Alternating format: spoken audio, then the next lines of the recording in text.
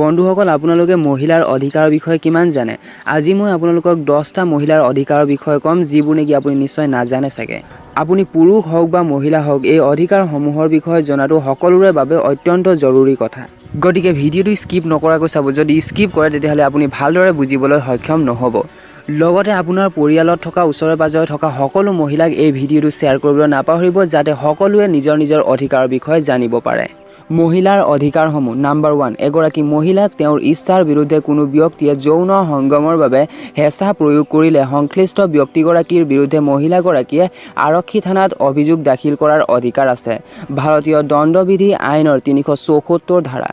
number 2 কোনো ব্যক্তিয়ে ইচ্ছাকৃতভাৱে অসৎ ইংগিত দিলে বা শাৰীৰিকভাৱে অপদস্থ কৰিলে বা অসৎ আচৰণ কৰিলে প্ৰতিগৰাকী মহিলাৰে সংশ্লিষ্ট ব্যক্তিগৰাকীৰ বিৰুদ্ধে আইনী ব্যৱস্থা গ্ৰহণৰ বাবে আগবঢ়াৰ অধিকাৰ আছে ভাৰতীয় দণ্ডবিধি আইনৰ 354 ধাৰা নাম্বাৰ 3 এগৰাকী মহিলাই কোনো ব্যক্তিৰ দ্বাৰা উৎপীড়নৰ সন্মুখীন হ'লে নতুবা কোনো ব্যক্তিয়ে ৰাজহুৱা স্থলত যেনে বাছত ৰেলত ৰাজপথত এগৰাকী মহিলাক উদ্দেশ্যি বেয়া মন্তব্য কৰিলে মহিলাগৰাকীৰ ইয়াৰ বিৰুদ্ধে অভিযোগ দাখিল কৰাৰ অধিকাৰ আছে ভাৰতীয় দণ্ডবিধি আইনৰ 354 ধাৰা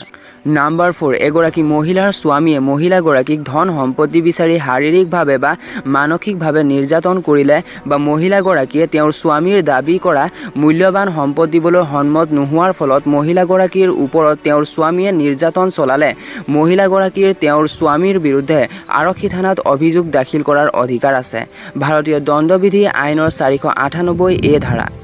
নাম্বাৰ 5 এগৰাকী মহিলাৰ স্বামীৰ সম্পৰ্কীয় লোক নতুবা স্বামীৰ ঘৰখনে টকা পইচা ধন সম্পত্তি বা যৌতুক দাবী কৰি মহিলাগৰাকীৰ ওপৰত যদি অত্যাচাৰ চলায় তেনেহলে মহিলাগৰাকীয়ে এই বিষয়ে আৰক্ষী থানাত অভিযোগ দাখিল কৰিব পাৰে ভাৰতীয় দণ্ডবিধি আইনৰ 498 এ ধাৰা নাম্বাৰ 6 এগৰাকী মহিলাক কোনো ব্যক্তিয়ে অপহৰণ কৰি মহিলাগৰাকীক বলপূৰ্বকভাৱে তেওঁৰ ইচ্ছাৰ বিৰুদ্ধে কোনো ব্যক্তিৰ সৈতে বিবাহ হ'বলৈ বা শাৰীৰিক সম্পৰ্ক স্থাপন কৰিবলৈ বাধ্য কৰালে এয়া এক গুৰুতৰ অপৰাধ হিচাপে পৰিগণিত হয় আৰু ইয়াৰ বিৰুদ্ধে মহিলাগৰাকীয়ে আৰক্ষী থানাত অভিযোগ দাখিল কৰিব পাৰে ভাৰতীয় দণ্ডবিধি আইনৰ 364 ধাৰা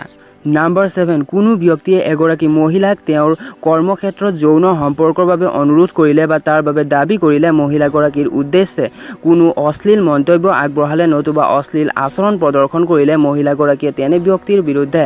নিয়োগকৰ্তাৰ ওচৰত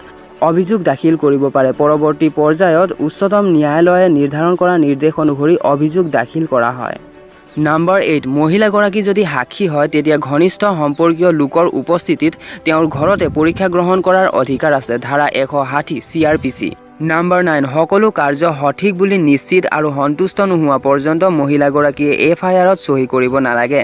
ভাৰপ্ৰাপ্ত বিষয়াই FIR পঞ্জীয়ন কৰিবলৈ অমান্তি হ'লে অভিযোগ তাৎক্ষণিকভাৱে আৰক্ষী অধীক্ষকলৈ প্ৰেৰণ কৰিব লাগে ৰাষ্ট্ৰীয় মহিলা আয়োগ নাম্বাৰ 10 ভাৰপ্ৰাপ্ত বিষয়াই পঞ্জীয়ন কৰা অভিযোগৰ ওপৰত কোনো ব্যৱস্থা গ্ৰহণ নকৰিলে প্ৰতিগৰাকী মহিলাৰে ন্যায়ালয়ৰ ওচৰ চপাৰ অধিকাৰ আছে মোবাইল হেল্পলাইন বিষয়বস্তুৰে এই ঠিকনাত ইমেইল প্ৰেৰণ কৰক ssp@assampolice.gov.in মোবাইল নাম্বাৰবোৰ আপোনাক স্ক্ৰীনত দেখুৱাই দিয়া হৈছে গতিকে বন্ধুসকল আজিলৈ মানে আশা কৰোঁ আপোনাক এই ইনফৰমেশ্যনটো অলপ হ'লে ভাল লাগিল যদি ভাল লাগিল ভিডিঅ'টিক লাইক কৰিব লগতে চেনেলটোক ছাবস্ক্ৰাইব কৰি ল'ব ওচৰত যিটো বেল আইকন থাকিব তাত অল চিলেক্ট কৰি দিব লগতে এই ভিডিঅ'টিক শ্বেয়াৰ কৰিব নাপাহৰিব নিজৰ ৰিলেটিভছক লগতে আপুনি ডেছক্ৰিপশ্যন চেক কৰি ল'ব থেংকছ ফৰ ৱাচিং